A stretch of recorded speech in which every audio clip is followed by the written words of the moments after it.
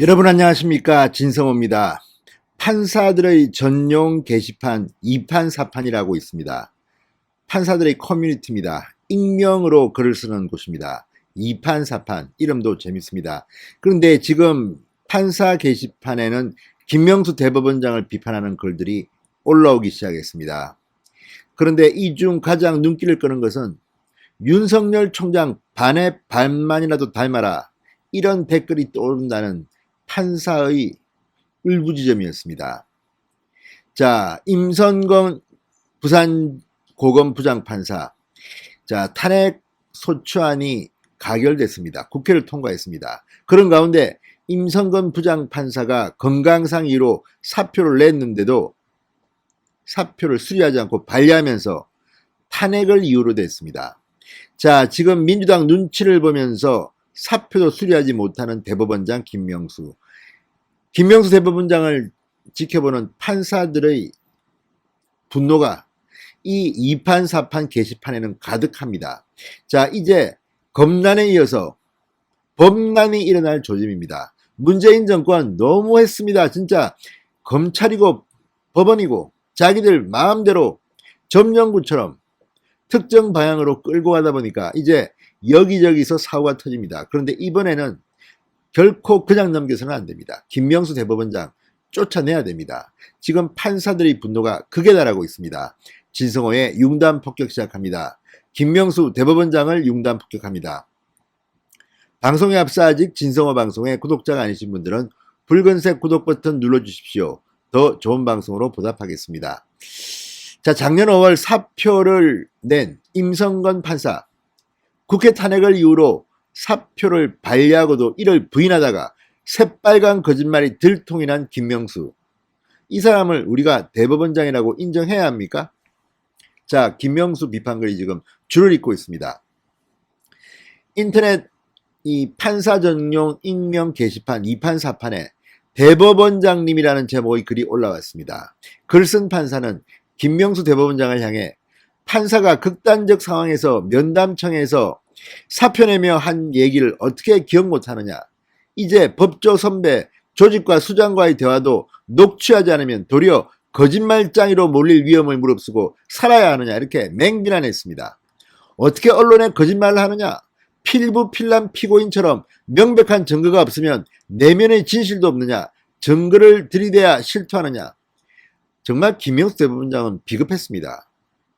임성건 부장판사의 말이 나오자마자 대법원을 통해서 국회에 허위 공문서를 제출했습니다. 거짓말을 한 겁니다. 그 다음날 잠도 못 자고 임성건 부장판사가 그 녹음 파일을 깠습니다. 그러면서 정말 대한민국의 법원이 이렇게 썩었구나, 대법원장이라는 자가 이렇게 부패했구나 싶은 내용들이 터져나왔습니다.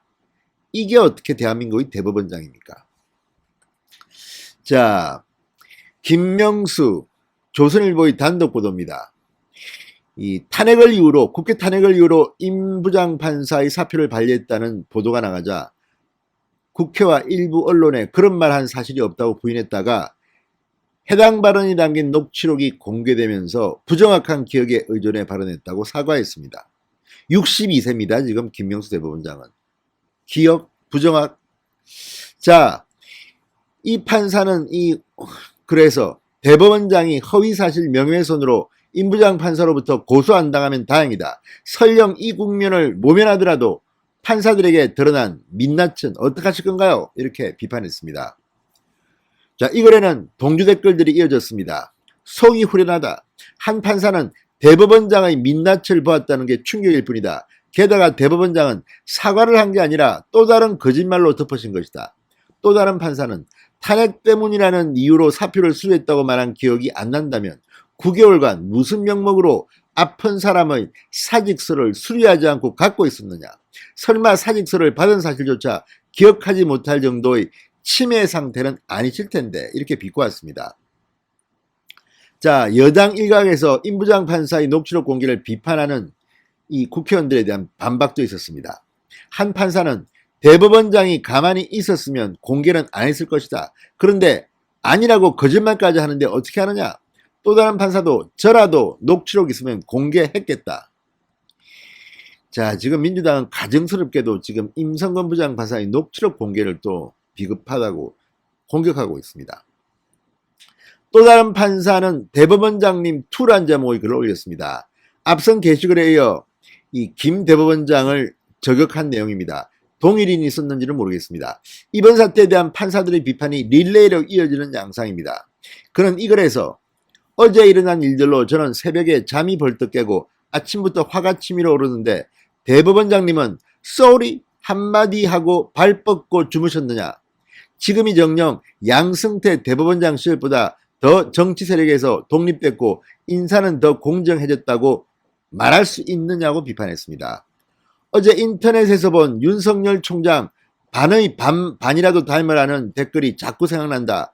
이렇게 울분이 가득 찼는데 실명으로 글 하나 못 올리는 저도 대법원장보다 나을 게 없다. 저에게도 국제인권법이나 우리법 같은 든든한 조직이 있었으면 좋겠다. 자, 김명수 대법원장은 국제인권법 또 우리법 연구에 다 회장을 지낸 사람입니다. 지금 법원에는 이 진보 성향의 판사 모임 출신들만 득세하고 있습니다. 이거 무슨 하나에도 아니고 이걸 지금 지켜봐야 하는 국민들. 판사들이 이렇게 타락했습니까? 자, 2018년 소위 사법농단 사태 때는 이들 조직 소속 판사들이 법원 내부 게시판 코트넷에 실명으로 양승태 대법원 비판글을 왕성하게 올렸던 것과 대조적으로 지금은 코트넷이 조용한 것을 꼬집은 겁니다. 이 글에는 동감한다. 양승태 대법원장 시절에는 지금처럼 편가르기를 노골적으로 하지 않았던 것 같아. 이런 댓글들이 이어졌습니다. 한 판사는 30년 재판하신 분이라서 기대했는데 위증죄 재판은 안 해봤느냐, 쉽게 거짓말하고 송구하다 죄송하다 하는 것을 보면 이렇게 꼬집었습니다. 또 다른 판사는 거짓말 우리나라니 이게 대충 넘어간다. 판사가 거짓말을 했는데도 큰 문제가 아니라니. 대법원장이 전 국민 상대로 뻥치다 걸렸는데 아무 일 아닌 건가? 재판 어떻게 하나? 무너진 신뢰와 양심 복구하려면 100년은 걸릴 것 같아. 이런 댓글들이 달렸습니다. 아무튼 김명수 대법원장 이제 서서히 인터넷 공간 2판 4판에서 씹히기 시작했습니다. 이제 판사들도 들고 일어나야 합니다. 이게 뭡니까? 이런 거를 지금 침묵하고 있다? 대한민국 판사들 전부 다 옷 벗을 각오를 하셔야 할 겁니다. 진성호의 융단 폭격이었습니다. 여러분 감사합니다.